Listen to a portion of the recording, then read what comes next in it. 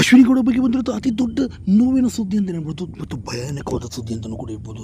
ಅಶ್ವಿನಿ ಗೌಡ ಅವರು ಇನ್ನು ನೆನಪು ಮಾತ್ರ. ಹಾಗಾದರೆ ಏನಾಗಿದೆ ಇವರಿಗೆ ಸಂಪೂರ್ಣ ಮಾಹಿತಿಯನ್ನು ನಿಮಗೆ ಕೊಡ್ತೀನಿ. ಅದಕ್ಕೆ ನನ್ನ ಚಾನಲ್ ಕೂಡ ಸಬ್ಸ್ಕ್ರೈಬ್ ಮಾಡಿಸಿದ್ರೆ ಅಶ್ವಿನಿ ಗೌಡ ಕನ್ನಡ ಚಿತ್ರರಂಗ ಕಂಡಂಥ ಮೇರು ನಾಯಕಿ ನಟಿ ಅಂತಲೂ ಕೂಡ ಹೇಳ್ಬೋದು. ಇನ್ನು ಚಿತ್ರರಂಗದಲ್ಲಿ ಇವ್ರದೇ ಆದಂಥ ಛಾಪನ್ನು ಮೂಡಿಸಿ ಅತಿ ದೊಡ್ಡ ಮಟ್ಟಿಗೆ ಹೆಸರು ಮಾಡಿದ್ದಂಥವ್ರು ಅಂತ ಹೇಳ್ಬೋದು. ಇನ್ನು ಬಿಗ್ ಬಾಸ್ನಲ್ಲಿ ಬಂದ್ಬಿಟ್ಟು ಏಕೆ ಮಾತ್ರ ಎಲ್ಲರಿಗೂ ಮರ್ಯಾದೆ ಕೊಡಿ ಅಂತ ಭಿಕ್ಷೆ ಬೇಡ್ದಂಗೆ ಬೇಡ್ತಾಳೆ. ಆದರೆ ಇವ್ರಿಗೆ ಯಾರೂ ಕೂಡ ಅವಳಿಗೆ ಮರ್ಯಾದೆ ಕೊಡೋದಿಲ್ಲ.